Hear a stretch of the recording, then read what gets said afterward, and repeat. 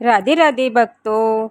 तो आज की वीडियो में मैं आपको बताऊंगी कि गजलक्ष्मी जी की सरल पूजा विधि।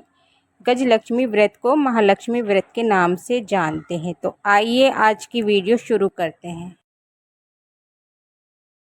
राधे राधे एवरीवन। आज की वीडियो में हम जानेंगे कि आखिरी दिन हाथी महालक्ष्मी, इस व्रत को गजलक्ष्मी भी व्रत कहा जाता है, उद्यापन कैसे करते हैं। और चाहे आप 16 दिन के व्रत किए हों या 3 दिन का व्रत किया हो या आपने 1 दिन का व्रत किया हो, तो उद्यापन करना जरूरी होता है। जो लोग 16 दिन से व्रत करते रहते हैं वो 2 दिन लोग उद्यापन करके, और जो लोग 16 दिन व्रत कर रहे हैं वो लोग इस व्रत का समापन करेंगे, लेकिन इसको हम उद्यापन ही माना जाएगा। उसके बाद हम आसन पर चावल लगा लेंगे। इसके बाद हम चावल रखकर कलश की स्थापना करेंगे। हमें इस पर कलश रखना है और अष्टदल कमल बनाना है। अष्टदल कमल बनाने के बाद में हम कलश की, इसमें हम हल्दी डाल देंगे कलश में। उसके बाद में हम रौली डालेंगे, चावल, एक सुपारी, एक सिक्का। इसके बाद में हम फूल डालकर और इसके ऊपर हम एक पात्र रख लेंगे। इसके ऊपर हम चावल का एक पात्र रख लेंगे कलश के ऊपर। फिर हम कलश के ऊपर नारियल लगाएंगे, तो हम नारियल के मौली बांध लेंगे। इस तरह हम कलश की स्थापना कर देंगे। याद रहे कि कलश का मुंह अपनी तरफ होना चाहिए। इस तरह हम कलश की स्थापना कर लेंगे। फिर हम महालक्ष्मी के स्वरूप को विराजमान करेंगे। हम महालक्ष्मी के स्वरूप को विराजमान करेंगे। आपके पास मूर्ति हो तो आप उसको भी विराजमान कर सकते। हम आसन देकर महालक्ष्मी के स्वरूप को विराजमान कर लेंगे। उसके बाद में हम माता रानी महालक्ष्मी के हाथी को विराजमान करेंगे। आप हाथी चाहे तो मिट्टी से भी बना सकते हैं, आटे से भी बना सकते हैं, क्योंकि हाथी महालक्ष्मी गजलक्ष्मी का वाहन माना जाता है। इसके बाद हम चावल रखकर प्लेट में दीपक प्रज्वलित करेंगे। चावल से हम स्वास्तिक बना लेंगे और हम इसमें दीपक प्रज्वलित कर देंगे। हमें महालक्ष्मी का दीपक देसी घी से ही जलाना है। इसके रूप में हम भाव रूप में सभी को। इसके बाद हम वस्त्र स्वरूप कलावा समर्पित करेंगे। इसके बाद में हम नारियल के रोली का तिलक लगा देंगे और कलावा समर्पित कर देंगे, और हम चावल भी चढ़ा देंगे। इसके बाद में हम कलश की पूजा कर लेंगे, क्योंकि कलश में सब विद्वान होते हैं और गणेश जी कर सकते हैं या जरूरी नहीं है, क्योंकि कलश में सभी का रूप विद्यमान होता है। इसके आखिरी दिन में हम श्रृंगार समर्पित करेंगे महालक्ष्मी को, जो गजलक्ष्मी है। तो हम आखिरी दिन 16 श्रृंगार समर्पित करेंगे और माता रानी को हम चुनरी जरूर समर्पित कर देंगे। तो हम माता रानी को चुनरी समर्पित कर देंगे। तो 16 श्रृंगार हम या 16 टोकरी भी श्रृंगार की समर्पित कर सकते हैं महालक्ष्मी के व्रत में। तो हम महालक्ष्मी को फल समर्पित कर देंगे। आप चाहे तो पान समर्पित कर दें और मिश्री भी। उसके बाद में हम महालक्ष्मी को 16 गहने समर्पित करेंगे और हाथी को दुर्वा घास समर्पित करेंगे। तो हमने यहाँ पर गजराज को दुर्वा घास समर्पित कर दी है। इसके बाद में हम मोली का 16 गांठों का धागा बनाएंगे, जो पूजा में रखा जाता है और इसकी पूजा की जाती है।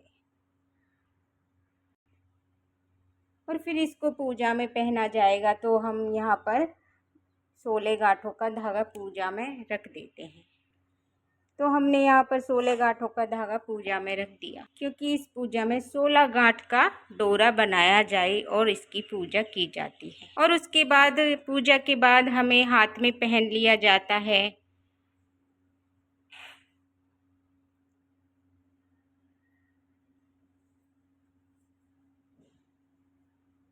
फूल खाएं। इसमें लिखा नहीं है क्या? फूल समर्पित करेंगे लिख रहा है।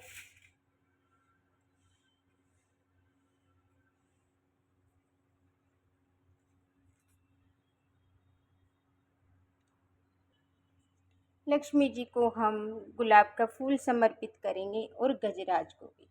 तो हम इस तरह से लक्ष्मी जी को फूल समर्पित कर देंगे। तो यहाँ पर हमने फूल समर्पित कर दिए हैं और हम कलश पर भी फूल समर्पित कर देंगे। इसके बाद हम महालक्ष्मी को 16 पूड़े जो मीठे बनाए जाते हैं वो समर्पित कर देंगे। उसके बाद में हम खीर समर्पित कर देंगे। तो माता महालक्ष्मी गज लक्ष्मी को हम इस दिन खीर जरूर समर्पित करें। उसके बाद में हम दक्षिणा समर्पित करेंगे, क्योंकि पूजा में रही हुई कमियों को पूरा कर देती है दक्षिणा। उसके बाद में हम गज लक्ष्मी माँ की, हाथी लक्ष्मी माँ की कहानी सुनेंगे। तो हमने हाथ में चावल और फूल ले लिए हैं और कथा सुनने के बाद हम इसे माता महालक्ष्मी के चरणों में समर्पित कर देंगे। तो हमारी कथा संपूर्ण हो जाएगी तो हम माता महालक्ष्मी के चरणों में ये समर्पित कर देंगे। हम गोबर का कंडा लेकर उसकी आग करके हम आहुति देंगे। तो हम पहले गौरी गणेश के नाम की आहुति देंगे, जो 16 आहुति समर्पित करेंगे। तो हम ओम महालक्ष्मी नम, गज महालक्ष्मी नम। तो 16 आहुति समर्पित जो भोग समर्पित करेंगे, जो भोग देवता को लगता है और मिलता है। इस तरीके से हम 16 आहुति समर्पित करेंगे। और जो 16 श्रृंगार महिलाओं को देना होता है, तो हम पूजा में रखे हुए 16 श्रृंगार को आखिरी दिन की पूजा में हम इस तरीके से जल के छींटे देकर और 2 बार इस तरीके से जल उबार कर हम सारा सामान सामर्थ्य के अनुसार दान कर देंगे। और ये दान किया जाता है। तो 16 आहुति समर्पित करें और गज लक्ष्मी के नाम से 16 बार हमने चावल की आहुति दाने के हाथ से लेकर 16 बार हमें देनी थी। तो हमने ये आहुति दे दी है और हमारी पूजा इसके बाद 16 आहुति देने के बाद हम इस तरीके से धूप दीप दिखाएंगे और हम माता लक्ष्मी की, हाथी महालक्ष्मी की पूजा आरती करेंगे। तो माता लक्ष्मी का पूजन करेंगे और आरती करेंगे। उस पूजा में रही हुई कमियों के लिए हम क्षमा याचना मांगेंगे। तो हम माता लक्ष्मी से धन धान की बरकत के लिए माता से प्रार्थना करेंगे और इस तरह से 16 दिन की पूजा समाप्त हो जाती है। तो इस तरह 16 दिन के उद्यापन के लिए हम 16 जोड़े जिमा कर और 16 जोड़ा को जिमा कर वस्त्र प्रदान करेंगे और दक्षिणा देंगे। तो हमारी जो सामर्थ्य के अनुसार दक्षिणा देना होता है वो दीजिएगा।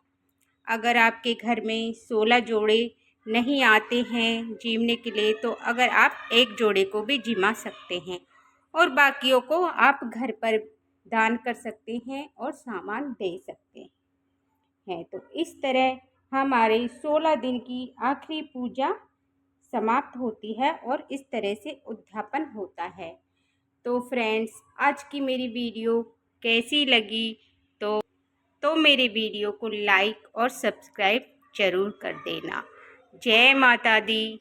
देखने के लिए धन्यवाद।